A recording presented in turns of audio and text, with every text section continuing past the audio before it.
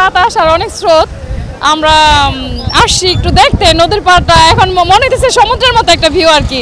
ঘূর্ণিঝড়ের কি অবস্থা সেটা আসলে সকলের নিজ চোখে অবলোকন করার জন্য আস্তে আস্তে আমরা সবাই ভিজে যাই আবহাওয়া দেখার জন্য, ঠিক আছে। কিন্তু যেই ঢেউ, এই ঢেউ মনে হয় কক্সবাজারের মতো, ঠিক আছে। আমরা মানুষ অনেক কষ্টে আসে, অনেকেই দেখলাম আশ্রয় কেন্দ্রে আশ্রয় নিয়েছে।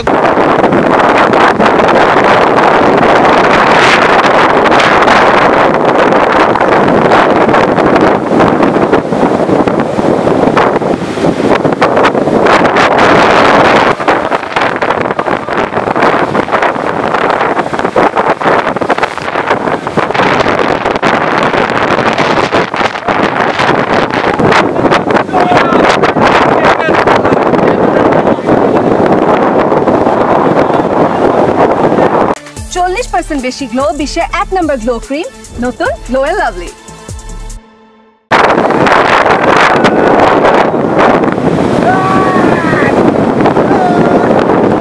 আমরা তো সতর্কভাবে ঘূর্ণিঝড়ের কি অবস্থা সেটা আসলে সকলের নিজ চোখে অবলোকন করার জন্য আস্তে আস্তে আমরা সবাই ভিজে যাই। তো আমার পাশে যারা আছে সকলের ইচ্ছা হলো যে যেহেতু এখানে প্রবল ঢেউ, আসলে আমাদের গ্রামের মানুষের কক্সবাজার বা কুয়াকাটা গিয়ে ওইভাবে ঢেউ দেখার সুযোগ হয় না, তো সেজন্য আমরা সকলে মিলে আনন্দ করছে।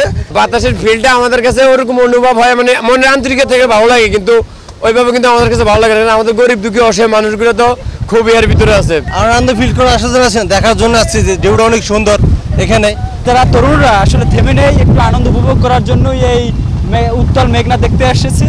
তারুণ্যের উন্মাদনা বলতে একটা জিনিস আছে, এটা দেখার জন্য আসছিলাম, কিন্তু এখানে আসার পরে আসলে আমরা ব্যতীত মানুষের দুঃখ কষ্ট দেখে মানুষ অনেক কষ্টে আসে। অনেকেই দেখলাম আশ্রয় কেন্দ্রে আশ্রয় নিয়েছে, গরু ছাগল নিয়ে। আসলে আমরা খুব যেই আনন্দটা নিয়ে আসছিলাম, মানুষের অবস্থাটা দেখে আমাদের সেই আনন্দটা এখন নাই। অ্যাকচুয়ালি অনেক বাতাস আর অনেক স্রোত।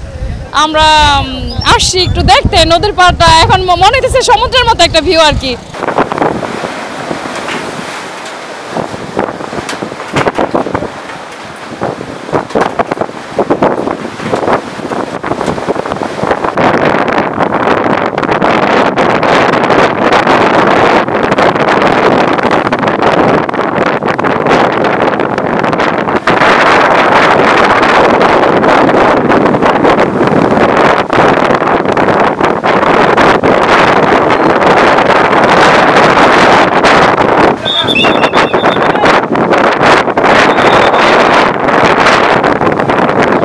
ঘূর্ণিঝড় রেমাল এর